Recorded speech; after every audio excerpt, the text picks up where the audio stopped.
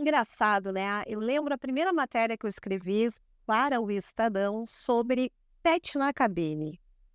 Olha, nem eu sabia sobre o que vinha pela frente.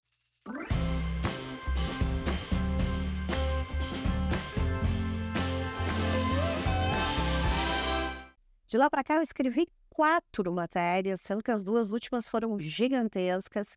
E agora é muito bacana poder gravar um podcast com uma pessoa que entende muito desse assunto. Por quê?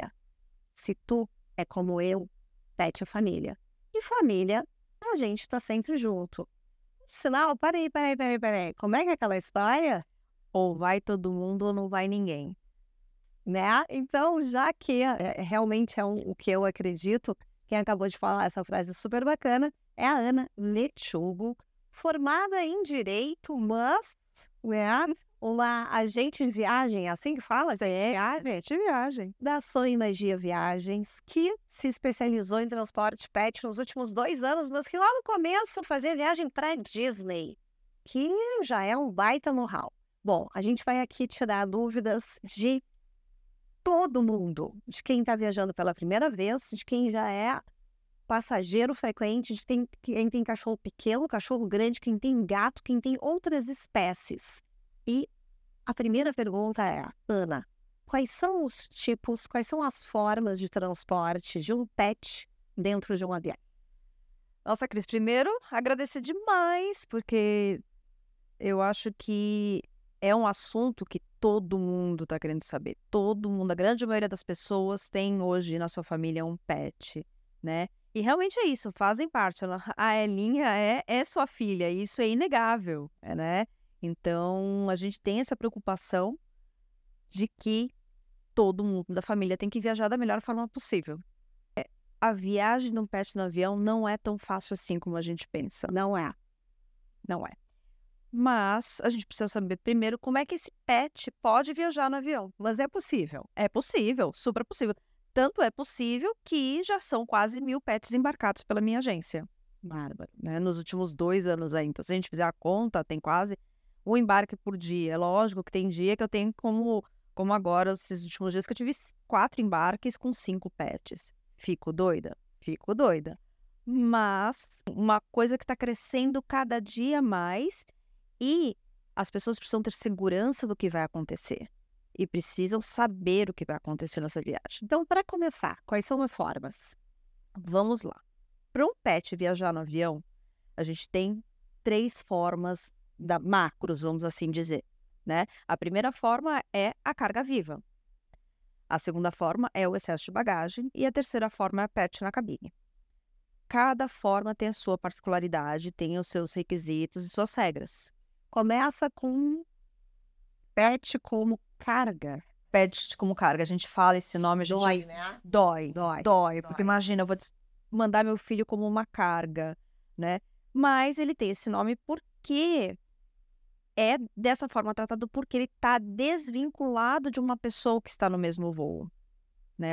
A carga viva, ela tem toda uma documentação específica para uma viagem desvinculado de um passageiro, então não tem ninguém responsável naquele voo. Ah, ninguém? Ninguém responsável, não tem uma pessoa que vai.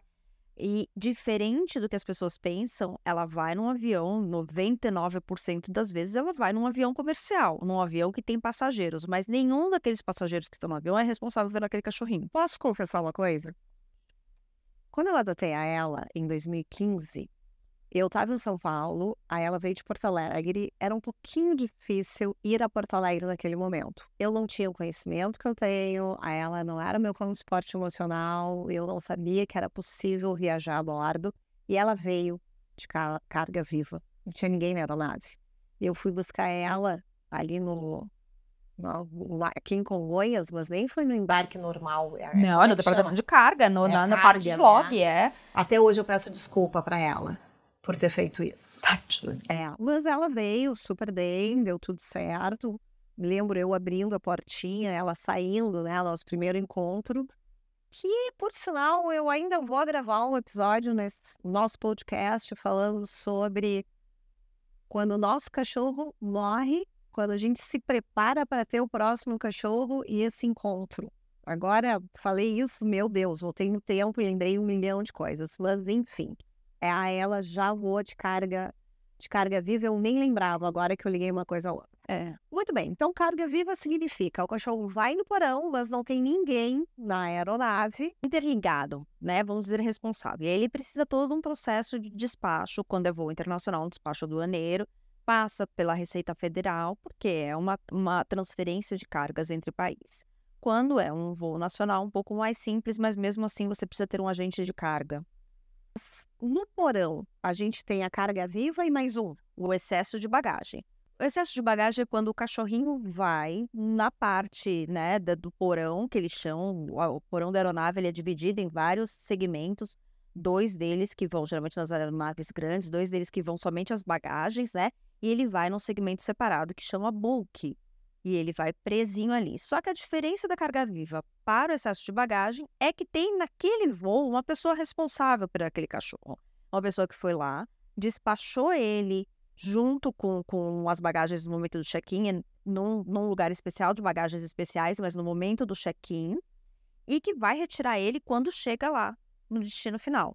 Então, tem um responsável. O lugar que eles voam é exatamente o mesmo. É isso que eu ia perguntar. Exatamente. No final das contas, o que muda?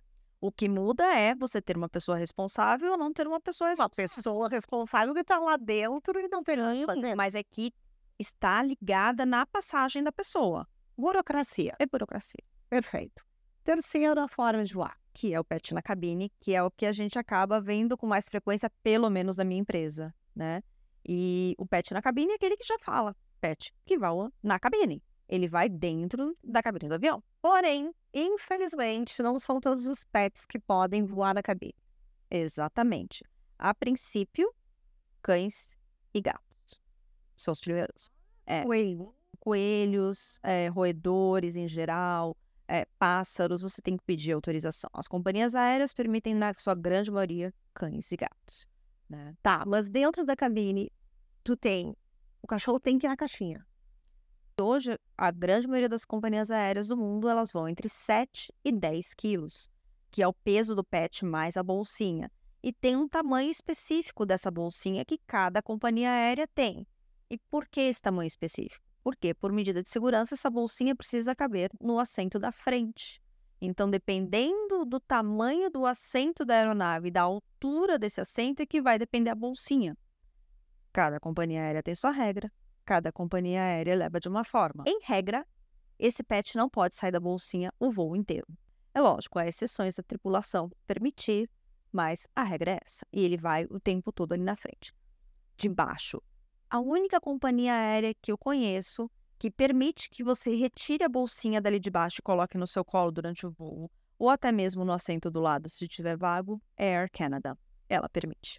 Olha que bem. É muito legal isso, né? Porque para elas não tem limite de peso, tem limite de tamanho, desde que ele esteja com segurança, desde que ele esteja nesse compartimento embaixo do banco da frente, no momento que levanta voo e no momento que pousa o avião. Além dos cães que vão até 10 quilos, na verdade um pouco menos, quanto que costuma pesar uma casinha, uma bolsa? Geralmente 1 quilo. Ou seja, o cachorro tem que ter no máximo 9. Não. Os outros, quais são as outras formas a bordo? A bordo temos o cão de serviço, que é aquele cachorro que é certificado para exercer um trabalho, né? Ele é adestrado e mais importante, é certificado para isso, precisa ter a certificação. E aí, dentre os cães de serviço, a gente tem o exemplo do cão-guia para deficiente visual. Um cão que possa servir de auxílio para um deficiente auditivo. Um cão de autistas, de crianças dentro, ou de pessoas dentro do espectro autista.